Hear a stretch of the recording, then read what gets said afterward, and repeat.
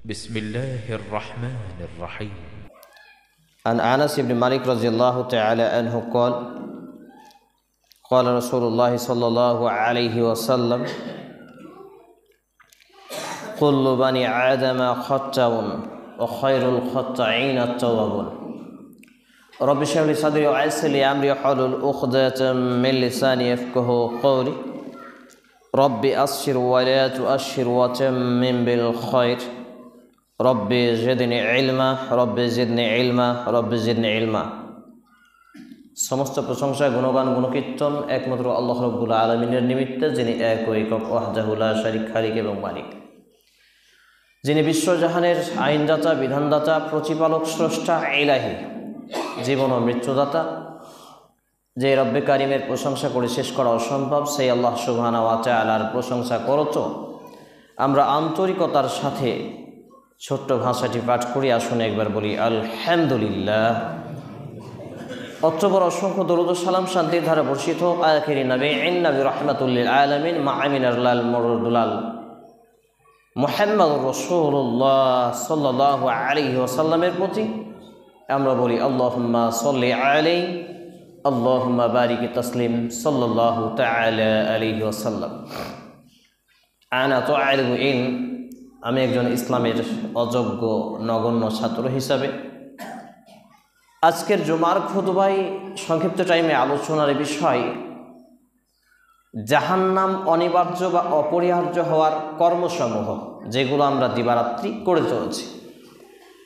উল্লেখিত বিষয়ের প্রতি পবিত্র কোরআন এবং সেই সুন্নাহর আলোকে এক গুরুত্বপূর্ণ তথ্য ও তথ্যবহুল বিবরণের আপ্রাণ প্রচেষ্টা রাখছি ইনশাআল্লাহুল আজিজ।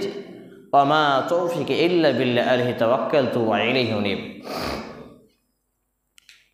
জাহান্নামে যাওয়া অনিবার্য বা অপরিহার্য এই রকম কর্মকাণ্ড বর্তমান মুসলিম সমাজে অসংখ্য অগণিত রয়েছে, যা বলে আলোচনা করে বুঝিয়ে আমার মতো অযোগ্য ইসলামের একজন ছাত্রকে অসম্ভব। তাই আমি যথাসাধ্য চেষ্টা করব, যেটুকু পারব তার মধ্যে মৌলিক পয়েন্টগুলোকে। জাহান্নামে যাওয়ার অপরিহার্য প্রাথমিক কর্মগুলোর মধ্যে একটি কর্ম হলো আল্লাহ রব্বুল ইজ্জত যেই আয়াতে কারিমাকে প্রথম রিলিজ করেছিলেন, আল্লাহ রব্বুল আলামিন দ্য ফার্স্ট টাইম হিসেবে যে আয়াতে কারিমাটুকু নবী মুহাম্মদুর রাসূলুল্লাহ বলি সাল্লাল্লাহু আলাইহি ওয়াসাল্লামের উপরে জিবরিল আলাইহিস সালাম মারফুজ প্রথম আয়াত নাজিল করলেন, ওহিয়া মাত্র সরাসরি ওহি কিতাবুল্লাহ, যেটা আল্লাহর কিতাবের সূচনা হলো। সেই শব্দটা কি ছিল? ইকরা। সেই শব্দটা ছিল পড়ুন। ইকরা, পড়ুন, বুঝুন, শিখুন, জানুন, এডুকেশন, এডুকাটম, এডুকেয়ার, এডুকেটেড ইত্যাদি।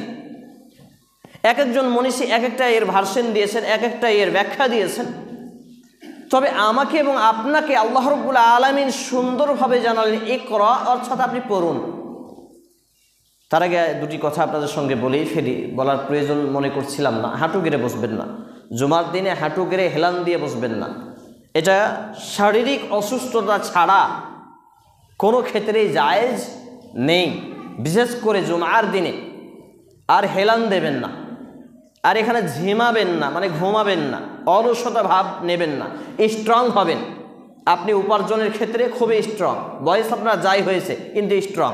আর জুমার দিনে এলে ঝিমান। আল্লাহ সুবহানাহু ওয়া তাআলার কাছে এসে যদি আপনি অলসতা ভাব প্রকাশ করেন, তাহলে বুঝতে হবে যে এখনও আমাদের অনেক কিছু অজানা রয়ে গেছে।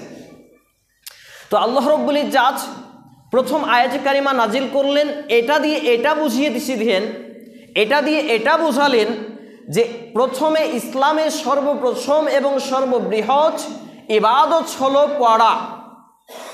আমি আমার ছোট্ট মাথা দিয়ে গবেষণা করে যেটুকু পেয়েছি, বড় বড় শাইখুল হাদিসকে পাশে রেখে বক্তব্য দিয়েছি এই ব্যাখ্যায়, এবং সবাই সহমত পোষণ করেছেন আলহামদুলিল্লাহ।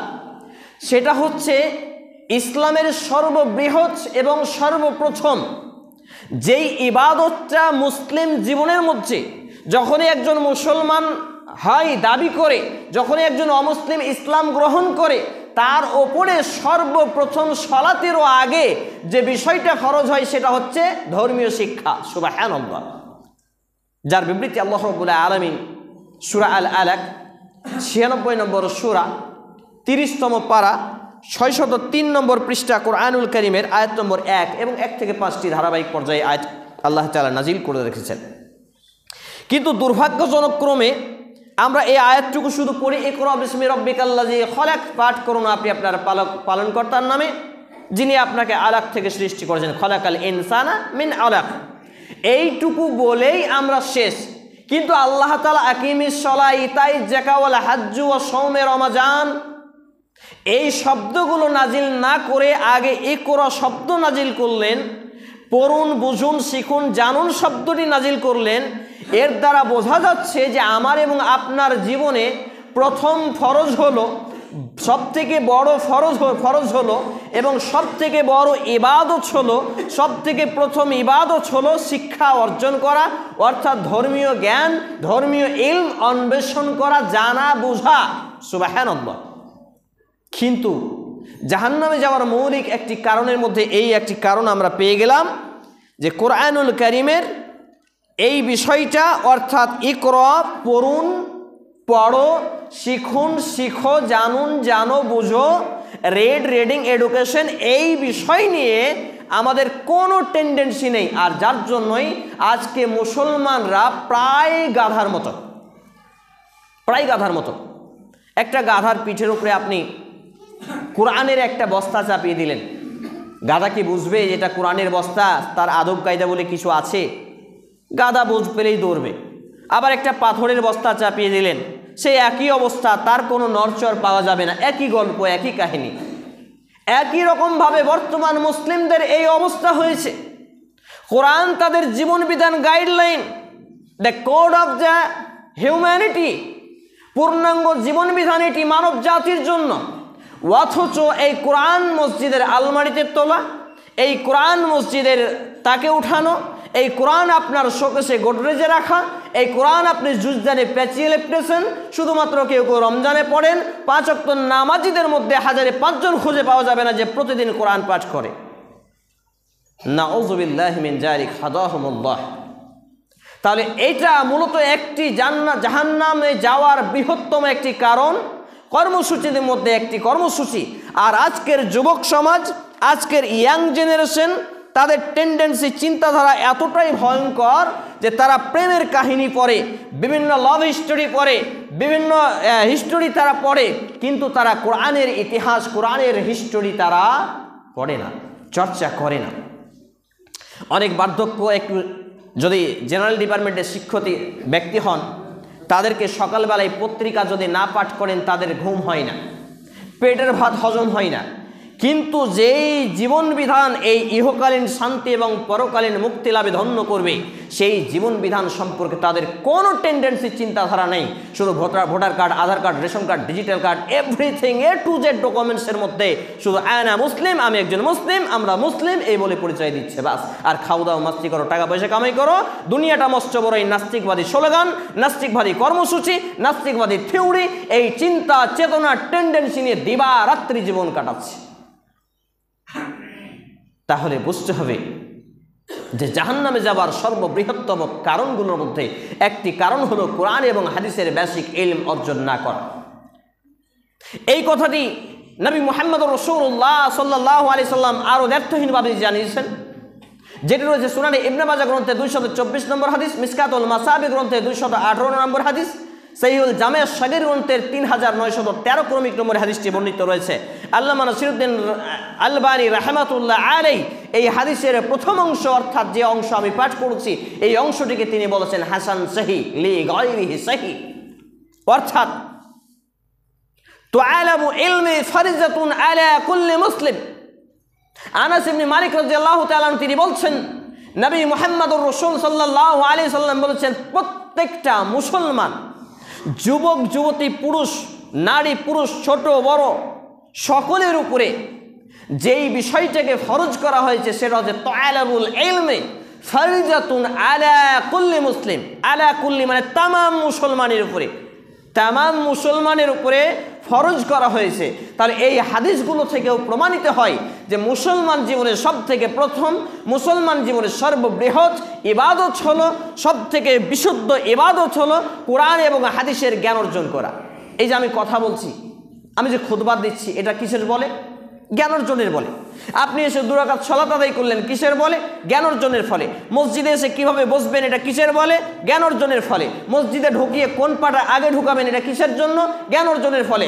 টোটাল ইসলামটায় মানব জীবনের প্রতিটা সেকেন্ড, প্রত্যেকটা মোমেন্টে আপনাকে শিক্ষা ছাড়া চোখ থাকতে অন্ধ তারা, লেখাপড়া করে না যারা, কোনো কিছুই কাজে আসবে না। অর্থাৎ জাহান্নামে যাওয়ার মৌলিক একটি কারণ হলো কোরআন এবং হাদিসের বেসিক ইলম অর্জন না করা, আর কোরআন শিক্ষা না করা, কোরআন না পড়তে পারা।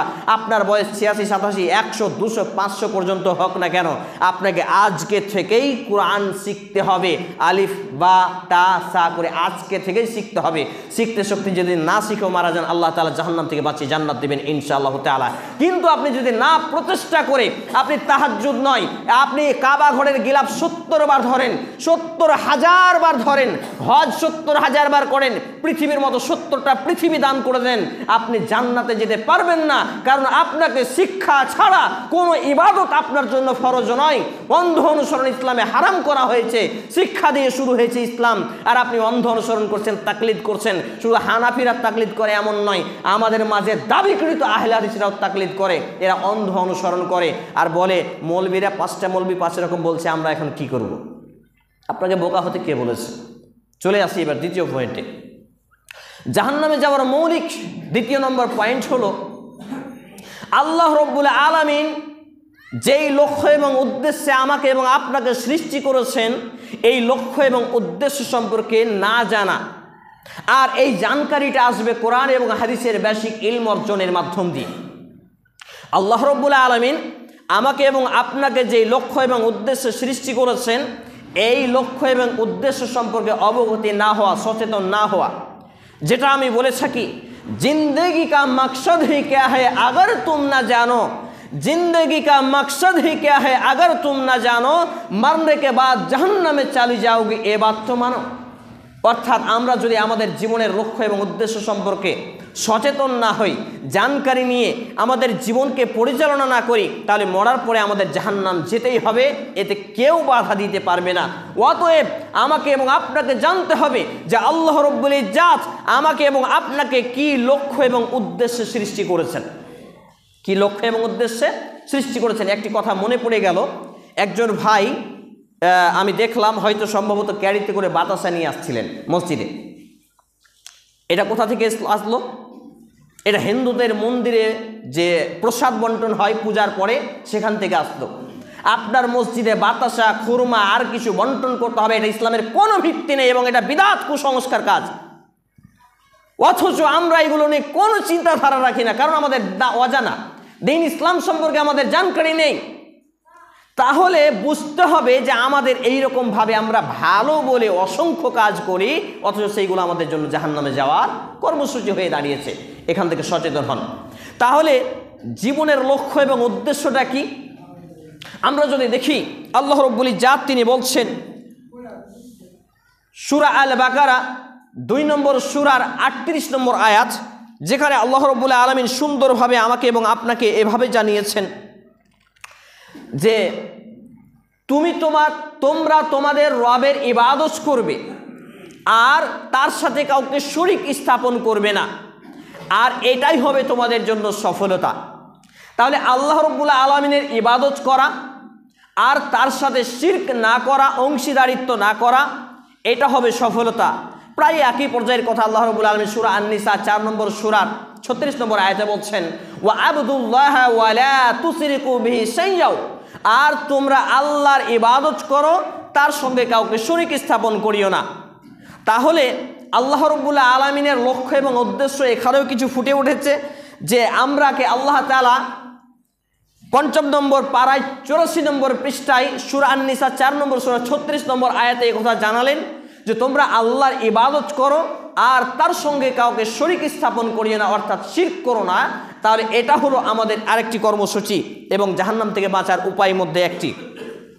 এছাড়াও আল্লাহ রাব্বুল আলামিন সুন্দরভাবে জানিয়েছেন সূরা আল মাইদা 5 নম্বর সূরা 72 নম্বর আয়াত, সূরা আল আরাব 7 নম্বর সূরা 59 নম্বর আয়াত, সূরা আল আরাব 7 নম্বর সূরা 65 নম্বর আয়াত, সূরা আল আরাব 7 নম্বর সূরা 85 নম্বর আয়াত এবং সূরা আল হিজর 15 নম্বর সূরা 99 নম্বর আয়াত, সূরা আল বাইয়ানা 98 নম্বর সূরা 5 নম্বর আয়াত, সূরা আজ জারিয়াত 51 নম্বর সূরা 56 নম্বর আয়াত।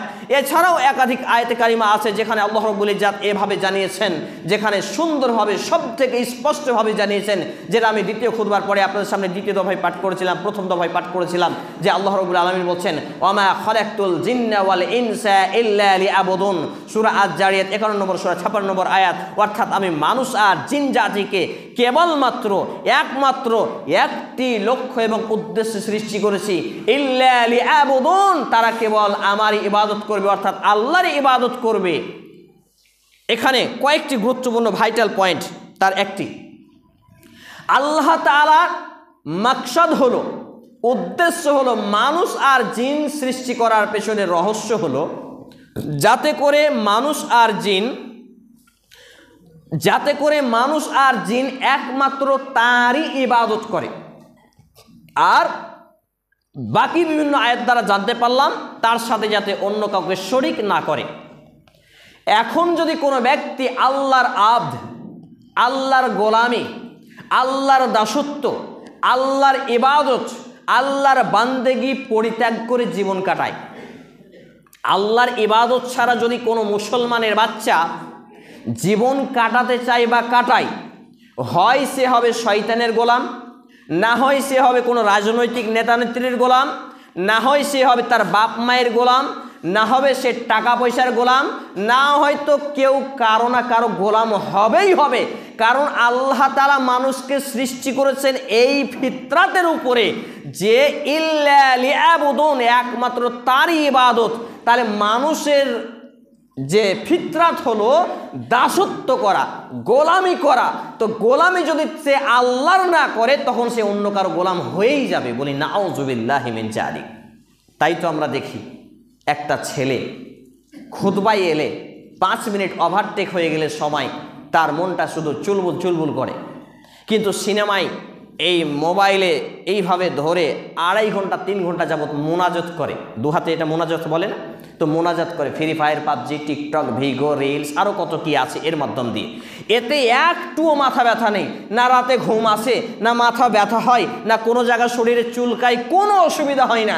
কিন্তু নামাজে দাঁড়ালে ইমাম সাহেব যদি একটু তাশাহুদে, হয়তো বাপ মায়ের জন্য দোয়া করছেন, রব্বির হামহুমা কামা রব্বায়ানি সাগীরা, কারণ সালামের বৈঠকে দোয়া করা একবারে খুবই গুরুত্বপূর্ণ একটি মোমেন্ট।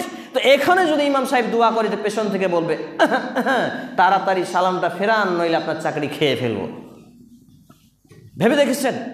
তাহলে এইগুলো হলো জাহান্নামে যাওয়ার মৌলিক কর্মগুলোর মধ্যে আরও কিছু কর্ম যেইগুলো আমাদের মুসলিম সমাজে দিবারাত্রি চলছে। আর আরেকটি বিষয় আমরা বলে ফেলি, অসংখ্য অগণিত নিষিদ্ধ কর্মসূচি আমাদের মধ্যে বিদ্যমান, যেগুলো আমরা চোখে দেখি, না দেখার ভান করে এড়িয়ে যাই, কানে শুনি, না শোনার ভান করে কানে এড়িয়ে যাই। একটি ঘটনা বুখারীর, শুধু অনুবাদটা জাস্ট করবো দিয়ে ছেড়ে দেবো এই হাদিসটা। সেটা হচ্ছে, মনে করেন কোনো একদল লোক স্টিমার, নৌকা, পানি জাহাজ ভাড়া করলো। এবার পানি জাহাজের দোতলা সিস্টেম আছে। পানি জাহাজের একটি সিস্টেম হলো নিচে তলার লোককে উপর তলায় পানি আনতে যেতে হয়, এটা হচ্ছে তার সিস্টেমের রুলস অফ ল। তো এবার এই নিচে তলায় যে লোকগুলো আছে এরা মনে করলো কি আমাদের পানি তো আমাদের কাছাকাছি, তাই নয় কি নিচে তলার কাছে পানি, নদীর পানি, নদীতে চলছে স্টিমার, তা হাতের কাছে কুড়াল রয়েছে, কুড়াল দিয়ে সে নৌকাটা ছিদ্র করতে লাগলো। এই ছিদ্র করতে গিয়ে উপরতলার লোক এসে হইচই লেগেছে, দেখছে কি অবস্থা, চোখে দেখছে, কানে শুনছে, কিন্তু বাধা বিপত্তি দিল না। এখন বলেন নিচে তলার লোকের পাশাপাশি কি উপরতলার লোক মারা যাবে না? চিন্তা করেছেন? ফিল করতে পারছেন ব্যাপারটা?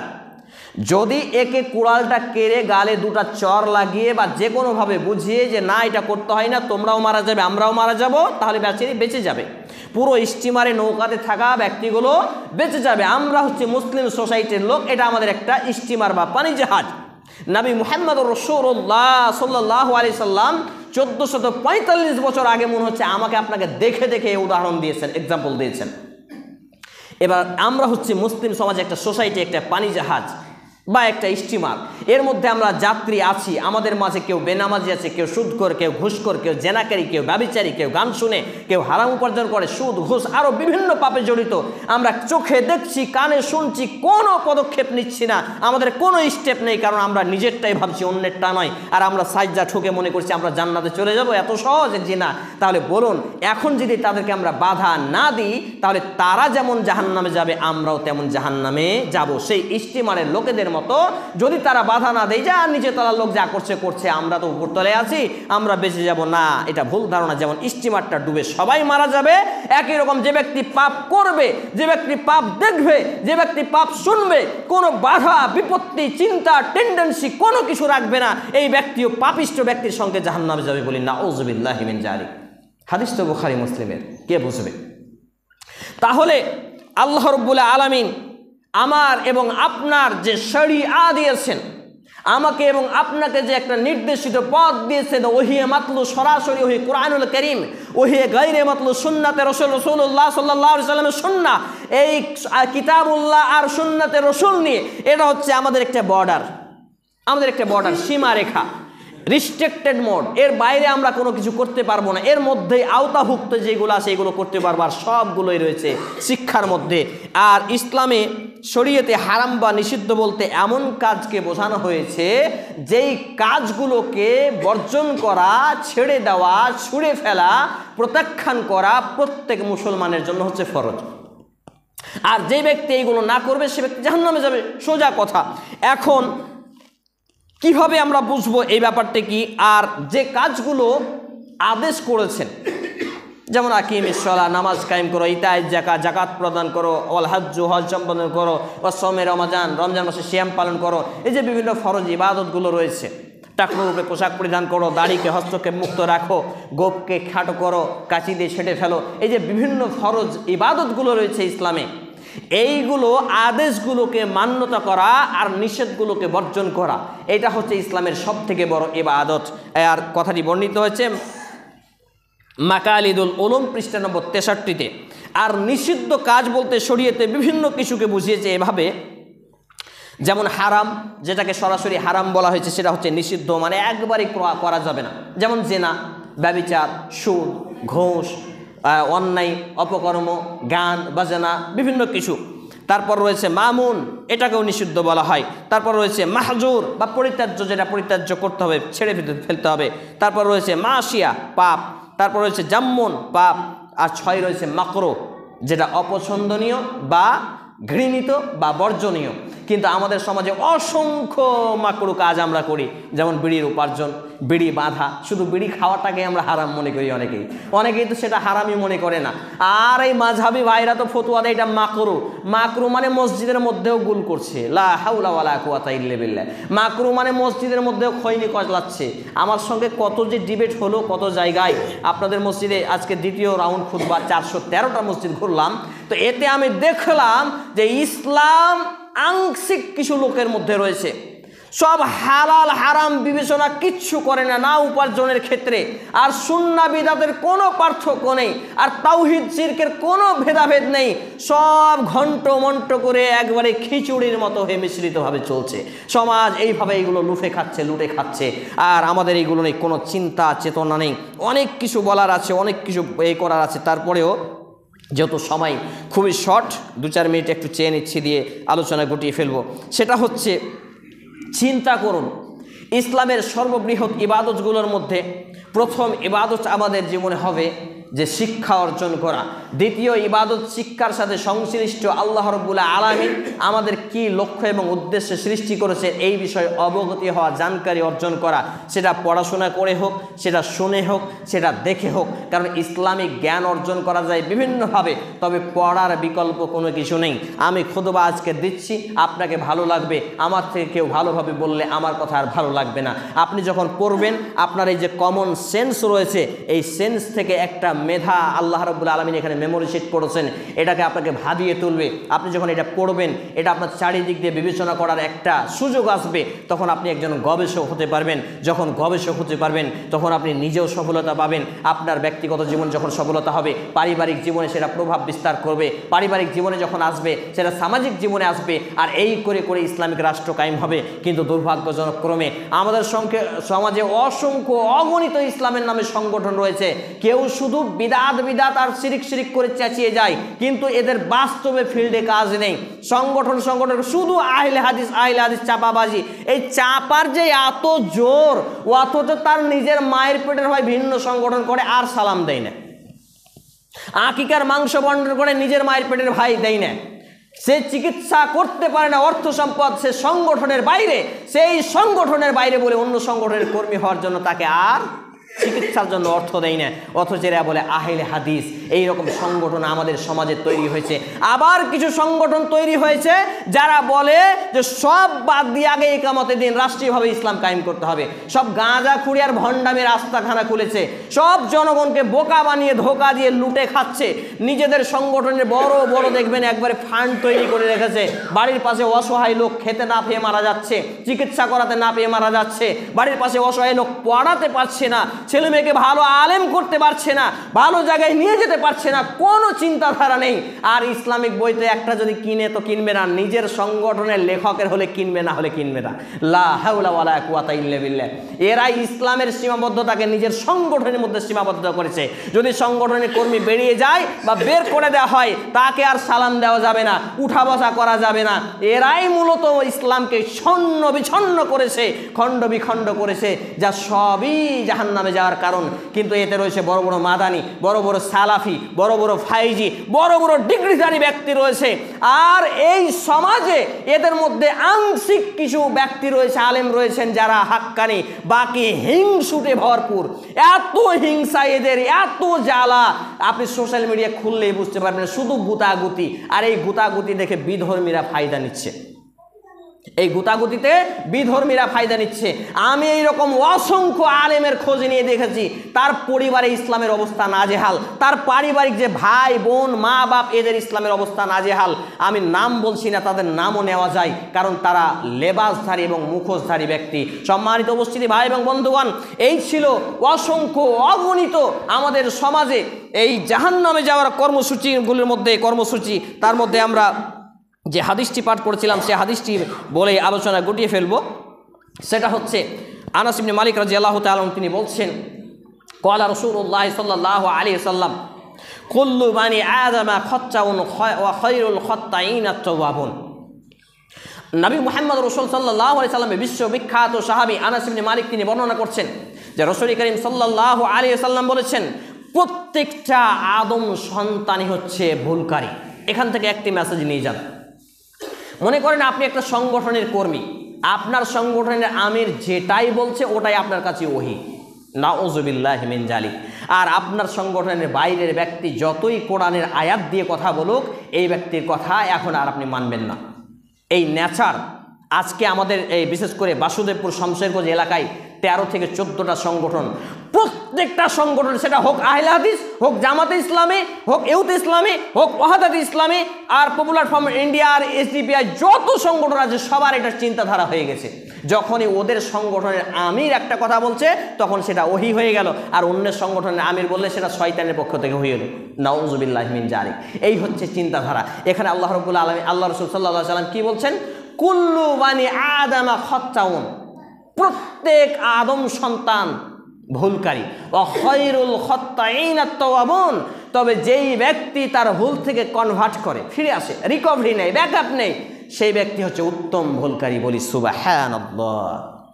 বলেন সামান্য যদি স্লিপ অফ টাং কোনো জায়গায় হয়, যাবার যে মিস্টেক হতেই পারে মানুষের, কারণ প্রত্যেকটা মানুষই ভুল করবে, এ কথাই প্রমাণ করে এই হাদিস বর্ণিত হয়েছে সুনানে তিরমিজি গ্রন্থের 35 নম্বর অধ্যায়ের 49 নম্বর অনুচ্ছেদের হাদিস নাম্বার 2499, মুসনাদে আহমদ 12637।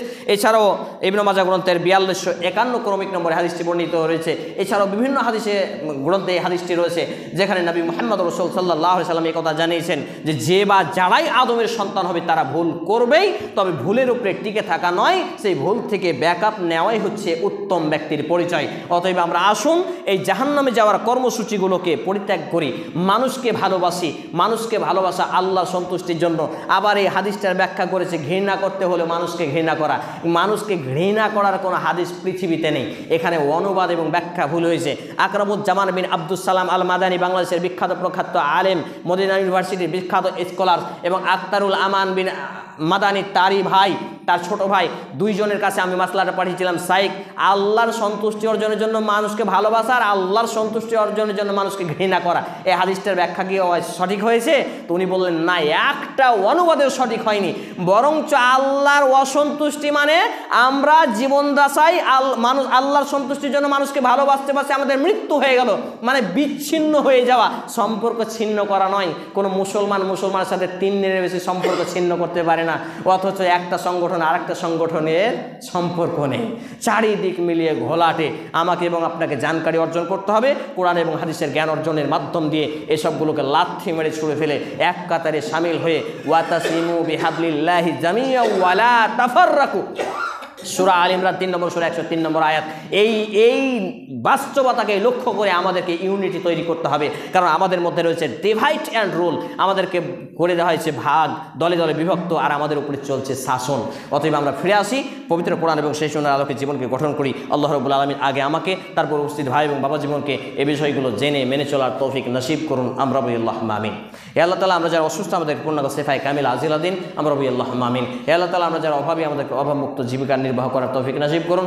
আমরা বলি আল্লাহুম্মা আমিন। হে আল্লাহ তাআলা, আমরা যারা অসুস্থ আমাদেরকে শিফায়ে কামিলা আজিলা দিন। হে আল্লাহ তাআলা, আমাদের যারা মুসলমান হয়ে মৃত্যুবরণ করেছে, বিশেষ করে আমার মা এবং নানা নানি, উপস্থিত ভাই এবং বন্ধুগণদের আত্মীয় স্বজন, পিতা মাতা, কেউ যে বা যারা এই মুসলমান হয়ে মৃত্যুবরণ করেছে, আল্লাহ আপনি তাদের জীবনের ভুল ত্রুটি ক্ষমা করুন, কবরের শাস্তি মাফ করুন, জান্নাতের বিছানা বিছিয়ে দিন, জান্নাতুল ফেরদাউস নসিব করুন। আমরা বলি আল্লাহুম্মা আমিন। এ দাবি, এ দোয়া, এ দরখাস্ত মহান আল্লাহ সুবহানাহু ওয়া তাআলার সামনে রেখে আমরা আমাদের আলোচনা এখানেই টানছি। আল্লাহুম্মা সাল্লি আলা মুহাম্মাদিন ওয়া আলা আলি মুহাম্মাদ কামা সাল্লাইতা আলা ইব্রাহিম ওয়া আলা আলি ইব্রাহিম ইন্নাকা হামিদুম মাজিদ। اللهم بارك على محمد وعلى آل محمد كما باركت على إبراهيم وعلى آل إبراهيم إنك حميد مجيد سبحان ربك رب العزة عما يصفون وسلام على المرسلين وآخر دعوانا الحمد لله رب العالمين السلام عليكم ورحمة الله وبركاته.